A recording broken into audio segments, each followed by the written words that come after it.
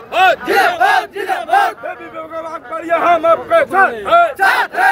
हैं राहुल गांधी जिंदाबाद जिंदाबाद सोनिया गांधी जिंदाबाद जिंदाबाद মই আজি মতিচৰ জিলা পৰিষদৰ পৰা দ্বিতীয়বাৰৰ কাৰণে মই জিলা পৰিষদ মেম্বাৰ হলো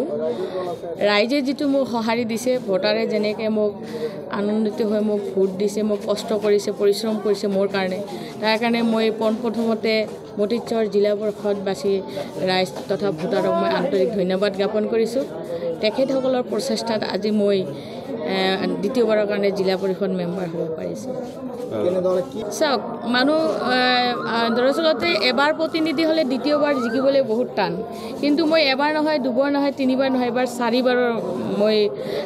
পঞ্চায়তত প্ৰতিনিধিত্ব কৰিছো আৰু মই যেটো সহাৰি পাইছো ৰাইজৰ যেটো সহাৰি পাইছো ভোটাৰৰ যেটো আনন্দ উল্লাস দেখিছো মই প্ৰথমতেই কৈছিলো যে মই বিপুল ভোটত জয়ী হ'ম কাৰণ মই আগৰ বাৰতকে এইবাৰ আৰু বেছি ভোটত জিকিছো তো কথাটো হল এইবাৰটো মই ইলেকশনটো ইউডিএফ দলৰ কেণ্ডিডেটৰ লগত মই ইলেকশন খেলা নাই মই ইলেকশনটো খেলিলো ইউডিএফৰ বিধায়ক নজৰুল হকৰ লগত কাৰণ ইউডিএফৰ বিধায়ক নজৰুল হকে মোৰ পঞ্চায়তৰ ইউনিটি মিটিং কৰিছে মোক হেৰুৱাবলৈ বহুত প্ৰচেষ্টা মানে হাতত লৈছিলে ধনে জনে মানে যেটো মানে কৌশল অৱলম্বন কৰিছিলে কিন্তু সাকসেস হ'ব নোৱাৰিলে এটোৱে কাৰণ যে ৰাইজৰ জনমত থাকিলে তাত একো নালাগে প্ৰায় ৬০০০ৰ ব্যৱধান আপোনাৰ মূল প্ৰধান ইস্যু কি হ'ব মোৰ এটোৱে ইস্যু মানে মোৰ লক্ষ্যটো হ'ব যে আমাৰ মতিচৰ জিলা পৰিষদৰ আণ্ডাৰত বিশেষকৈ মতিচৰ জিলা পৰিষদ নহয় আমাৰ ধুবুৰী সমষ্টিতে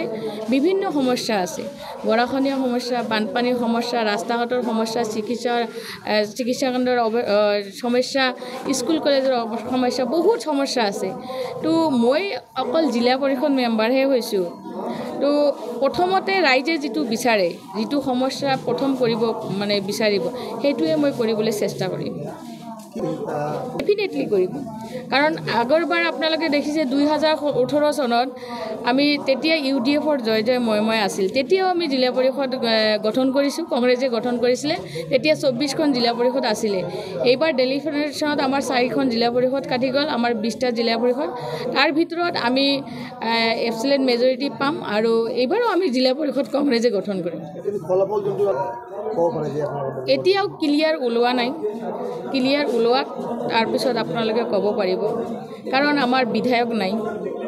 আমি ধুবুৰী সমষ্টিত মই নিজে অকলে যুঁজিছো তেখেতসকলৰ জন বাহুবল সব দি লাগিছে এমএলএ প্ৰতিশ্ৰুতি দিছে গাঁৱে গাঁৱে মিটিং কৰি গৈছে আপোনালোকে জিলা পৰিষদৰ কেণ্ডিডেটক ভোট দিয়ক মই কাম দিম মই পইচা দিম মই এইটো কৰিম সেইটো কৰিম কিন্তু আমাৰ হৈ কোনো কৰা নাই মই প্ৰতিনিধিত্ব কৰিছো মই হে কথা কম ৰাইজে মোৰ কথাই শুনিব গতিকে যিমানেই নকৰক কিয় বহুত প্ৰচেষ্টা কৰিছিলে সাকসেস হ'ব পৰা নাই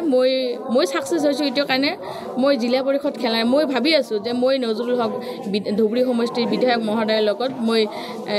এমএলএ খেলিলো সাগে এনেকুৱা যেন লাগিছে মানে যদি 26 থেকে আপনি এমএলএৰ কথা কৈ আছে হেয়াই হ'ব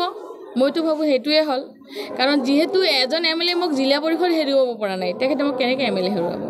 দলে যদি মোক মনোনীত কৰে যদি মই টিকট পাওঁ ডেফিনেটলি নজৰুল হক মানে হাৰি যাব মই জিকি যাম